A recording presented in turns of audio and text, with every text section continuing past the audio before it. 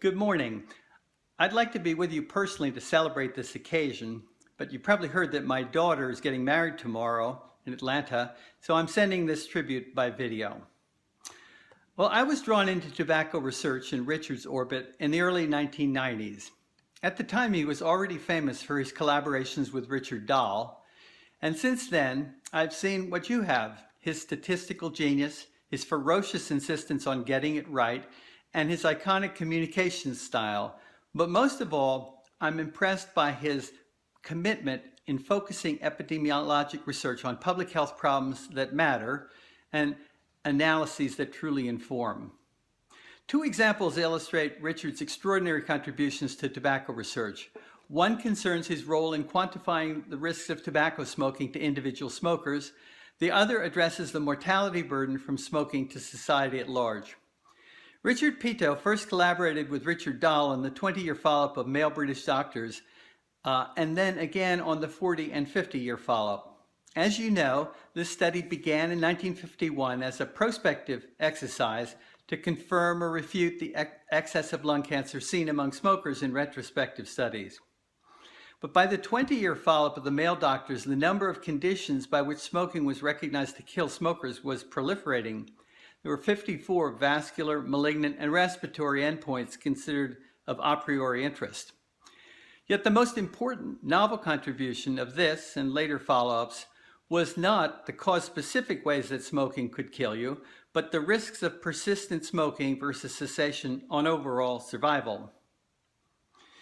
We now take for granted statements derived from the survival analyses of male doctors. Quote, about half of all regular smokers will eventually be killed by their habit. On average, persistent smokers lose 10 years of life. Cessation at age 50 halves the hazard. Cessation at age 30 avoids most of it. These have the ring of vintage Richardisms. They're drawn from highly nuanced analyses, yet the conclusions are boiled down so that even the dimmest smoker or policymaker can understand them. Well, subsequent follow-ups to the British doctor study documented the importance of birth cohort and generational patterns of smoking in the evolution of deaths from smoking, revealing what Richard called, quote, the full hazards of persistent smoking and the full benefits of cessation. A second example of Richard's major contributions to tobacco research comes from his landmark collaborative analyses with Alan Lopez and others on deaths from smoking in economically developed countries.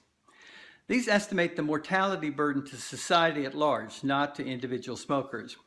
By the 1990s, it had become common knowledge in many countries that smoking was bad for you, yet it was difficult to grasp the magnitude of the problem. Richard developed his ingenious indirect method by which to estimate deaths from smoking in economically developed countries. Because this method used lung cancer as an indicator of the cumulative impact of smoking, it did not require reliable population-based information on smoking behavior, which most countries lacked. Using this indirect approach in economically developed countries and additional studies in China and India, Richard and colleagues advanced the now familiar estimate that approximately 100 million deaths could be attributed to smoking in the last century, and that if current smoking patterns persist, it would be nearly 1,000 million or 1 billion in this century. These staggering numbers have been an important impetus for the WHO Framework Convention on Tobacco Control and a key factor behind the large decline in lung cancer incidence and mortality rates among men in developed countries. I'll close with a few comments about advocacy and two of my favorite quotes from Richard. He, like Richard Dahl, maintains staunch opposition to advocacy, believing that facts should speak for themselves and that epidemiologists should leave the campaigning to others. Their communication styles are clearly different, however, reflecting differences in their personalities as well as the state of the science. To quote Conrad Keating, Dahl was not a dictatorial abolitionist. It was not for him to tell people to stop smoking. His duty was to bring enlightenment through the power of numbers. If you smoke, this is what the evidence suggests is likely to happen. For Richard Peto, the facts about smoking go beyond the numbers. Smoking kills. Stopping smoking works. If women smoke like men, they will die like men. These iconic facts speak for themselves. Two of my favorite quotes from Richard Peto are as follows. In 2005, he described as aha moment in epidemiology in an interview with the BBC. You, quote, you suddenly realize that results on paper can save lives in the real world.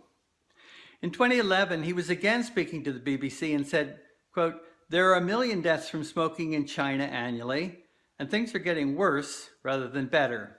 There are another 1 million in India.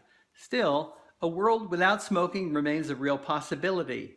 If they stop, we'll all be out of work, he said. It'll be lovely.